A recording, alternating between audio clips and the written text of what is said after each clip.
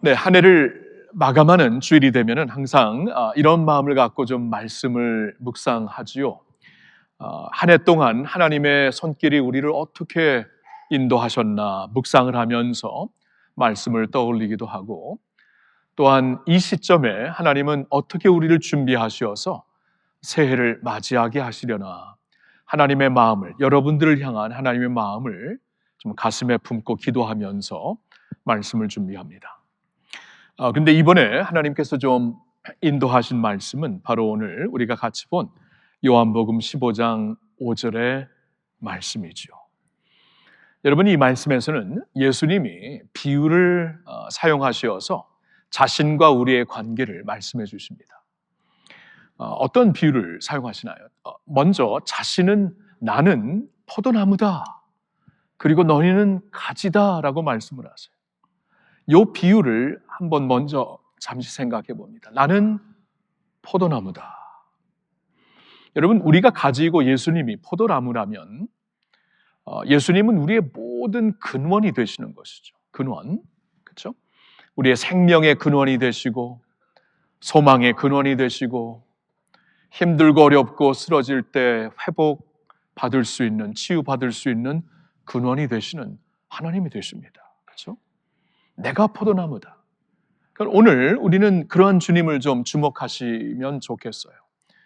지금 그러니까 나의 생명의 근원이 주님께 있거든요. 이건 운명에 있는 것도 아니고 세상에 있는 것도 아니고 나의 앞길도 주님께 있는 것이거든요. 이건 뭐 정치에 있는 것도 아니고 세계 경제에 있는 것도 아니고, 이런 모든 상황 가운데서도 나의 모든 면의 근원이 되시는 분이 주님이시다. 주님이 포도나무다라고 말씀을 하시는 거예요. 그러면서 우리는 가지이다라고 말씀을 하시죠. 가지. 그러니까 가지는 이 포도나무에 이렇게 붙어 있으면서 생명이 있는 존재가 아닙니까? 그게 우리다라고 말씀을 하시는 거예요. 가지라면은 나무의 연장이 되는 것이죠.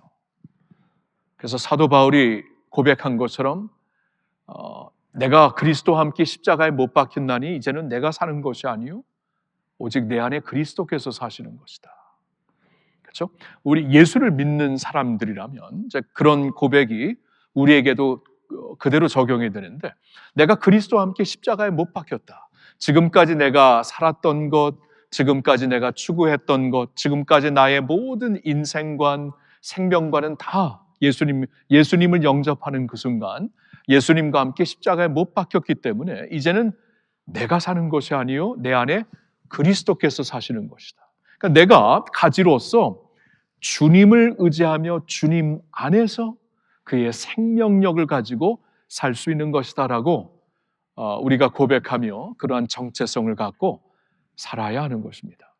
그러면서 또 무슨 말씀을 하냐면은 그가 내 안에 그리고 내가 그 안에 거하면, 이렇게 말씀을 하십니다.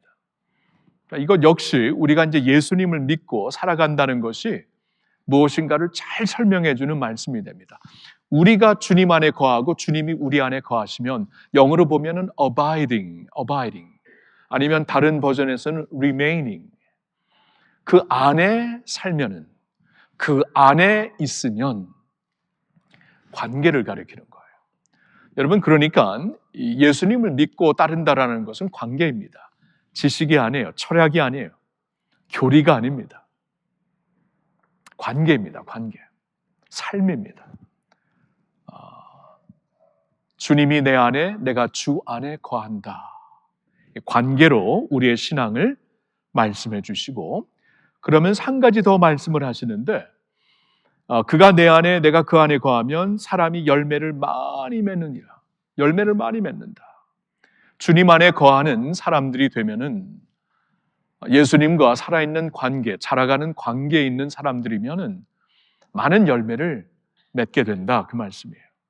하나님은 우리에게 열매를 맺으라고 생명을 주셨거든요.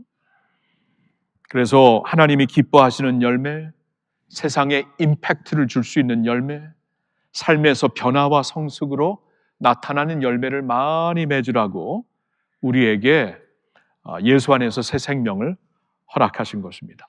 자, 그러면서 여기서 하나 좀 꼭 짚고 넘어가고 싶은 것이 있는데, 자, 우리가 이제 한 해를 마감하면서 그리고 새해를 이제 맞이하면서 우리에게 그런 좀 소망이 있잖아요. 저 열매를 많이 맺고 싶다. 그렇죠? 그냥 무작정 살고 싶다. 그냥 막연히 살고 싶다. 그런 사람들은 아무도 없을 겁니다.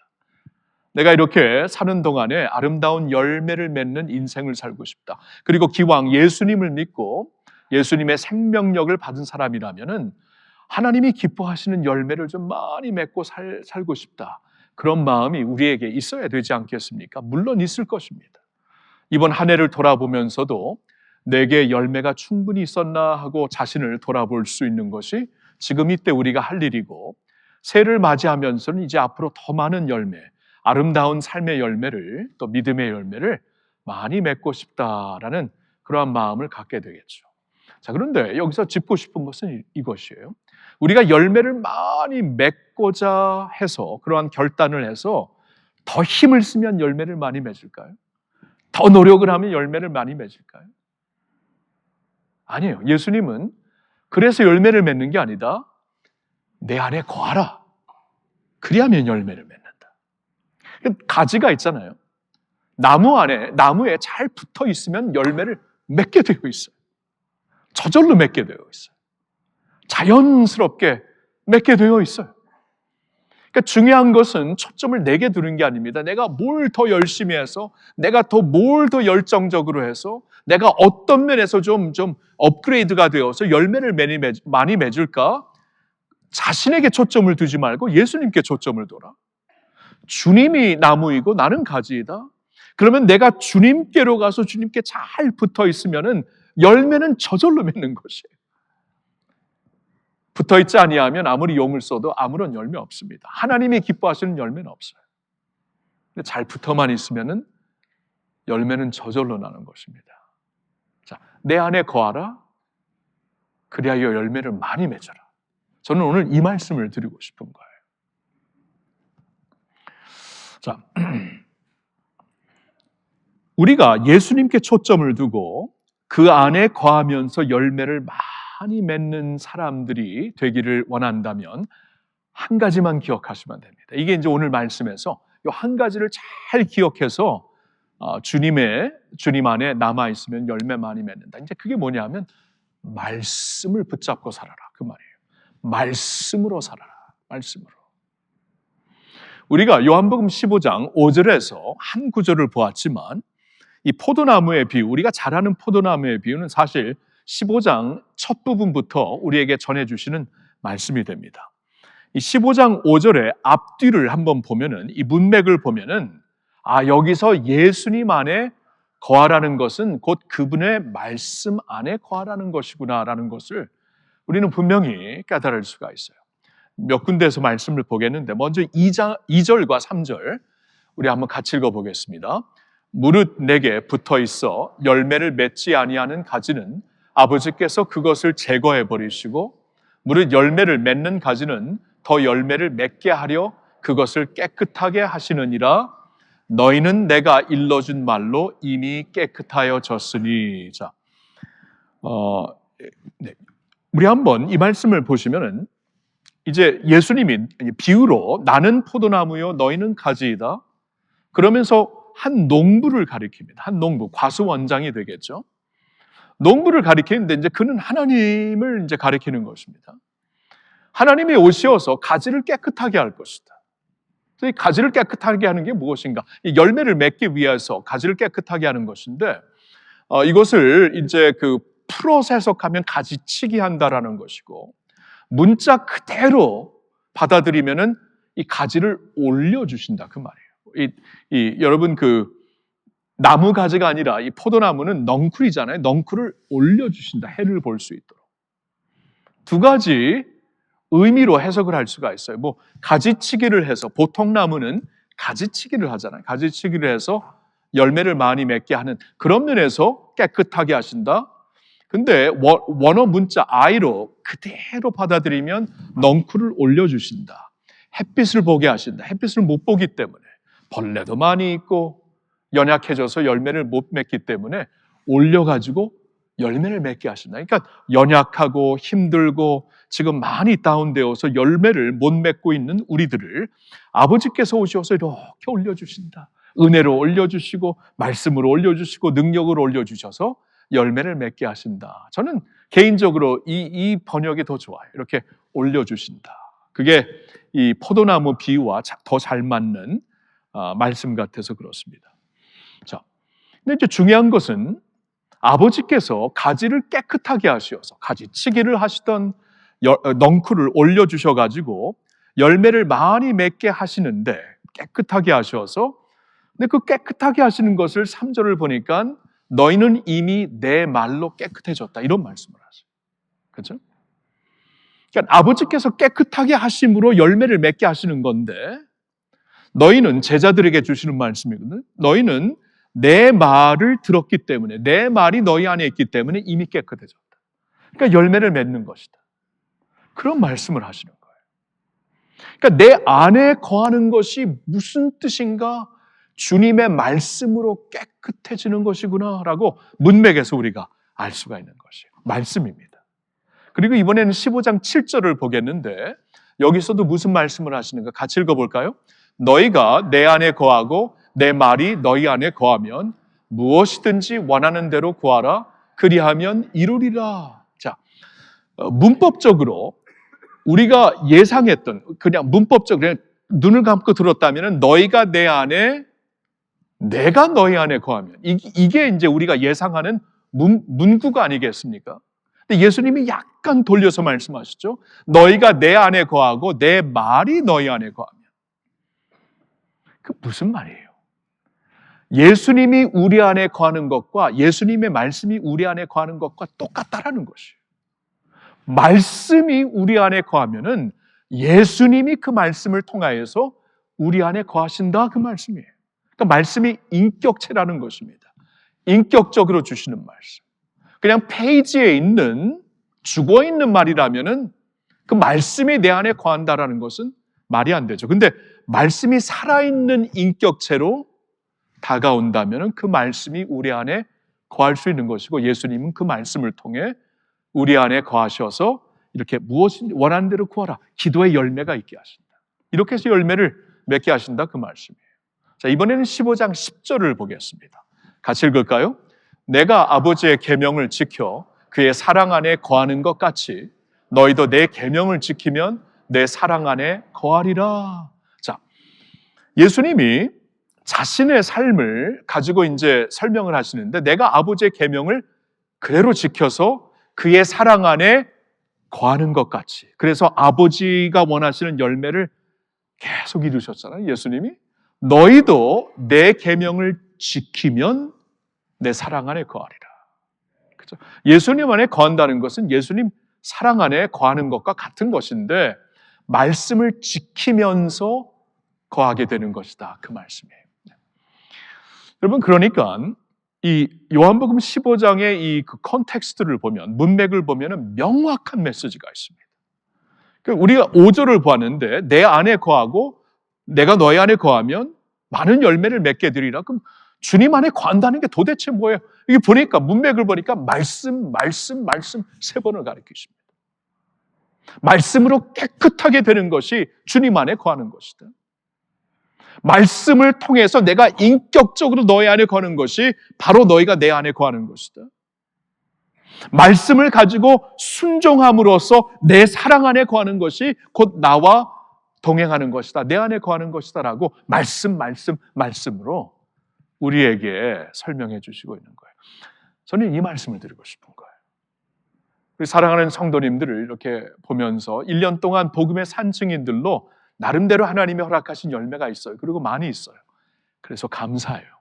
여러분들과 함께 동행할 수 있어서 감격스럽습니다. 근데 우리가 이제 예수님 만나는 그날까지 계속 자라가야 되잖아요. 그렇죠? 그리스도의 장성한 분량이 충만한 데까지 자라가라라고 말씀하셨기 때문에 계속 자라가야 되는데 이전보다 더욱 사랑합니다 하고 내년엔 또 우리가 고백할 수 있어야 되는데 그러려면은 잘 자라가려면 열매를 더 많이 맺는 우리가 되려면, 여러분, 세상의 열매는 그렇죠? 육신에 힘이 있어야 되고 에너지가 있어야 되고, 근데 여러분, 우리가 나이 들면서 에너지도 빠지고, 그러나 열매는 더 맺을 수가 있어요. 그렇죠? 예수님이 십자가에 달려 죽으시면서 가장 큰 열매를, 구원의 열매를 맺은 것처럼, 여러분, 하나님의 역사는 우리의 어떠한 그 육신적인 그 한계에 제한받는 것이 아닙니다. 더 많은 열매를 맺을 수가 있거든요. 근데 중요한 것은 주님 안에 거해야 되는데, 어떻게? 말씀으로, 말씀으로, 말씀으로. 이 말씀이에요. 여러분, 주님의 말씀 안에 거하시면서 많은 열매를 거두시기를 예수님의 이름으로 축원합니다.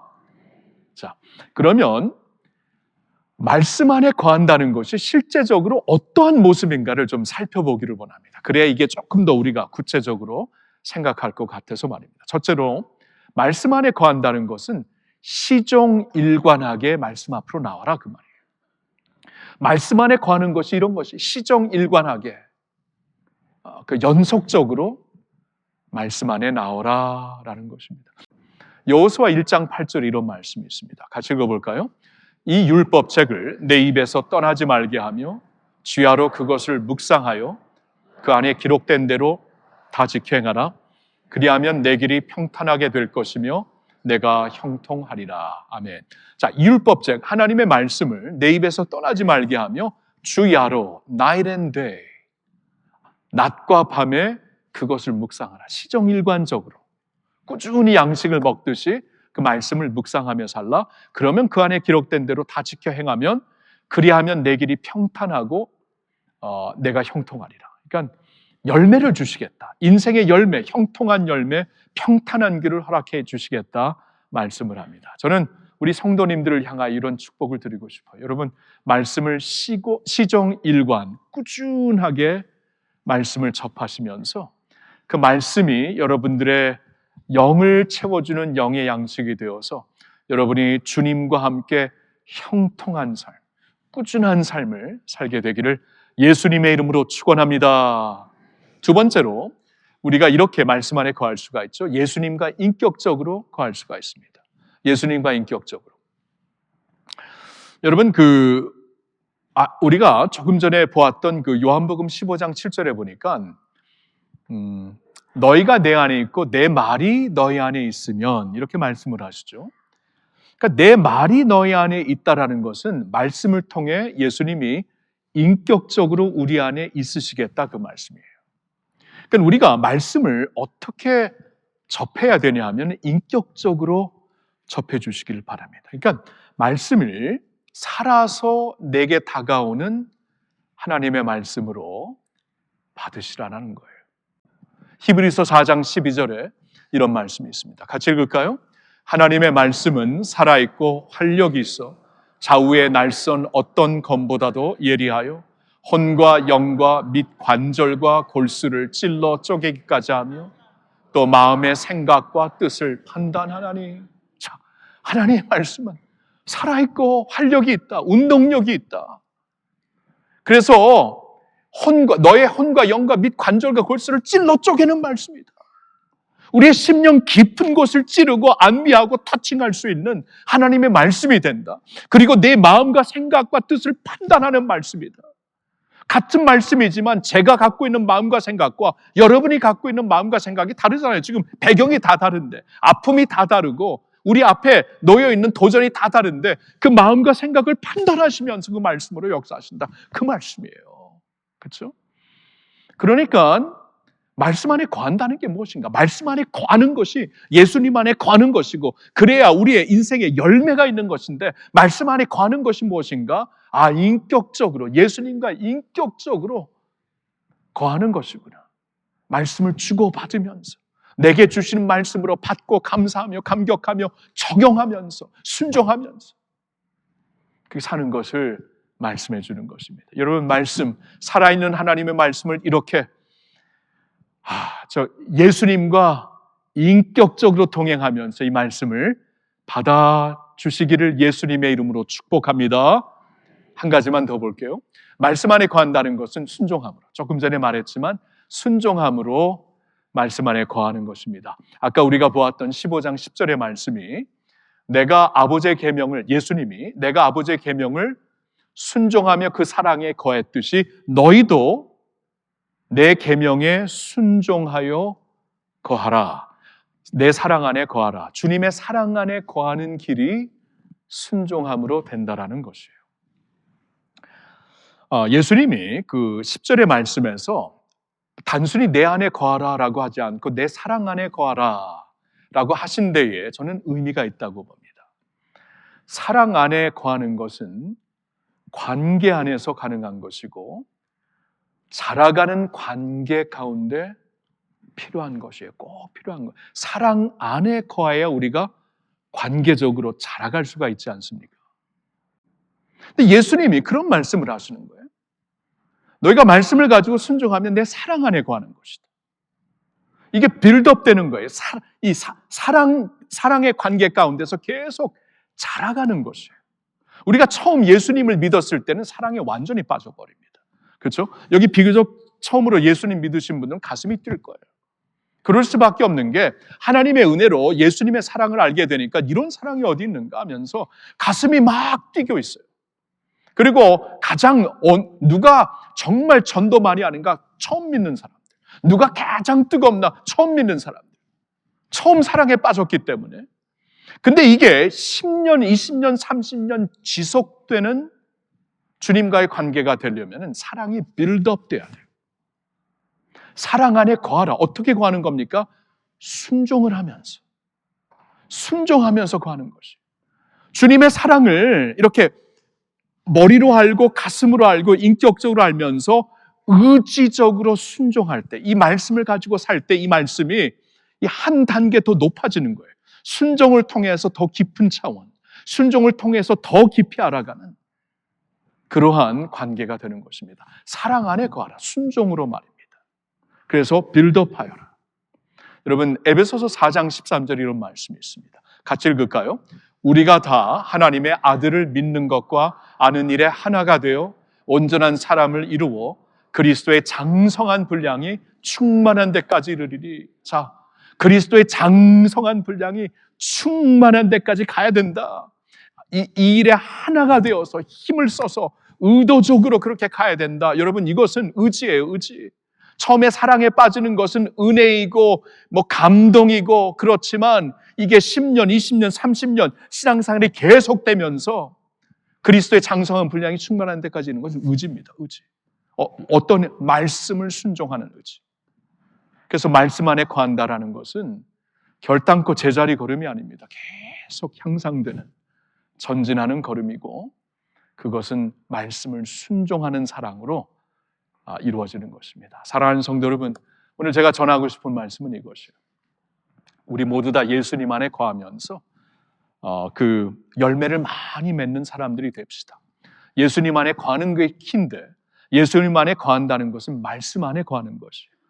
말씀 안에 거하는 것은 이렇게 컨시스턴하게 시종일관으로 거하는 것이고 말씀 안에 거하는 것은 예수님과 인격적인 관계로 거하는 것이고 말씀 안에 거하는 것은 순종으로 거하는 것입니다. 그렇게 말씀 안에 거하시어서 여러분 더욱더 충만하고 은혜가 넘치고 간증이 넘치는 2026년도가 되기를 우리 주 예수님의 이름으로 축복합니다. 아멘.